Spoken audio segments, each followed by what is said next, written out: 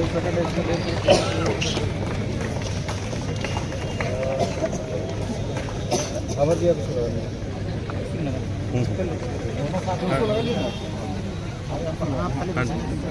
बताएं कि अगर क्या बोलता है आपकी सब बात नहीं पहुंचती है तो आप लोग आगे की रणनीति क्या करें? सबसे पहले आप सबों को ऐलान कर देना चाहता हूं कि हूल की धरती संथाल परगना के दुमका जिले से अब हम लोग एक नए हूल जन आंदोलन उलगुलान और क्रांति की हम लोग आगाज कर रहे हैं।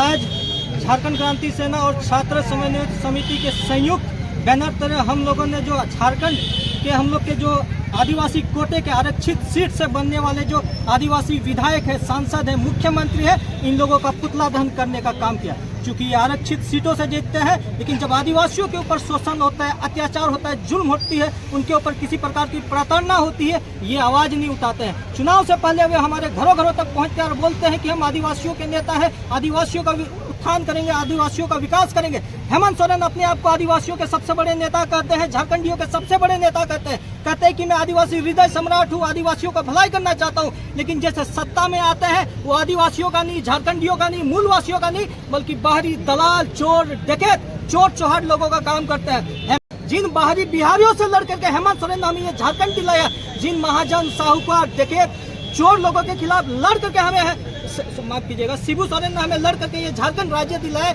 आज उन्हीं सिद्धांत मूल्यों के विपरीत जाकर के हेमंत सोरेन बाहरी लोगों को, माफिया लोगों को, डकैत लोगों को, गुंडे लोगों को आज यहाँ संथाल परगना में राज करने के लिए दिए हैं। आज इसी का नतीजा है कि आज हम लोग यहाँ के झारखंडी, आदिवासी, मूलवासी रोज कुचले जा रहे हैं, मारे जा रहे हैं, पीटे जा रहे हैं, लेकिन हेमंत सोरेन चू तक नहीं कर रहे हैं, हमारी आवाज बन करके सामने नहीं आ रहे। आज हम चेताना चाहते हैं हेमंत सोरेन को, झारखंड सरकार को, अगर आदिवासियों के ऊपर हो रहे शोषण, अत्याचार, जुल्म के खिलाफ अगर नहीं बोलेंगे तो आने वाले आपका राजनीतिक भविष्य खतरे में पड़ सकता है। आप देख सकते हैं कि सूर्या हांसदा एक उभरता हुआ जननायक था, हम सबों की आवाज था, बल्कि हम तो कहेंगे नए युग का एक शिबू सोरेन था। लेकिन देखिए बाहरी लोग, बाहरी माफिया, बाहरी गुंडे ने किस तरह से साजिश रच करके पुलिस और प्रशासन की सहायता लेकर के उनको मारने का काम किया। मैं पूछना चाहता हूं हमारे आदिवासी कोटे के विधायक, क्या आप लोगों के मुंह में दही जम गया है? हेमंत सोरेन आप अपने आप को आदिवासी नेता कहते हैं, अभी आप कहाँ हैं जहाँ सूर्या हांसदा मर गए? तो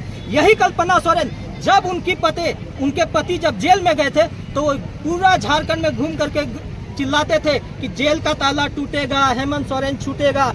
आज यही संथाल परगना में, वही साहेबगंज, गोड्डा या अन्य क्षेत्रों में आदिवासी प्रताड़ित हो रहे हैं, मारे जा रहे हैं। सूर्या हांसदा उसका हालिया उदाहरण है। मैं पूछना चाहता हूँ कल्पना सोरेन जी, अभी आप कहाँ पे, अभी आप सामने क्यों नहीं आ रहे हैं? जिस प्रकार से पुलिस ने इस साजिश को रचा, इस हत्या की साजिश को रचा, ये दिखाता है कि आने वाले समय में और आदिवासी मारे जाएंगे। अगर आज हम सूर्या हांसदा के साथ नहीं खड़े रहे, सूर्या हांसदा के न्याय के संघर्ष के साथ नहीं खड़े, तो आने वाले दिनों में हम सभी झारखंडियों का, आदिवासियों का भविष्य यहाँ खतरे में पड़ा हुआ है। पुलिसिया जो जिस प्रकार से कार्रवाई की गई है, ये स्पष्ट दर्शाता है ये किसी के दिशा निर्देश पे किया गया है। और वो दिशा निर्देश में स्पष्ट नाम लेना चाहूंगा, वो पंकज मिश्रा है। पंकज मिश्रा 11 जून 2025 को गोड्डा पहुंचते हैं और एक जन सम्मेलन में खुली चेतावनी देते हैं किसी को मारने की, यहाँ से मार भगाने की। आज इसके बाद 2 महीना बाद सूर्या हांसदा की हत्या कर दी जाती है। ये मैं नहीं कह रहा हूँ, ये छात्र समन्वय समिति नहीं कर रही है, ये झारखंड क्रांति सेना नहीं कर रही है, ये उनके परिवार वाले कह रहे हैं, ये उनकी माताजी कह रही है, ये उनकी जो घर की पत्नी है वो कह रही है। बताइए इससे बड़ा दुर्भाग्य बात क्या है कि बाहरी लोग आकर के हम लोगों को यहाँ कुचल रहे हैं, मार रहे हैं, पीट रहे हैं, लेकिन हेमंत सोरेन के कान में जूं नहीं रेंग रहा है, एक चूं तक नहीं कर पा रहे हैं। अंतिम चेतावनी हेमंत सोरेन को देना चाहते हैं आप मीडिया के मार्फत से कि आप इस मामले पे कार्रवाई करें और दोषियों को जल्द से जल्द पकड़े, और इस मामले की इस विधानसभा सत्र में जो 22 से 28 तक होने वाली है, इसको आप सीबीआई जांच अनुशंसा की मांग कीजिए। अन्यथा हेमंत सोरेन आपको खुली चेतावनी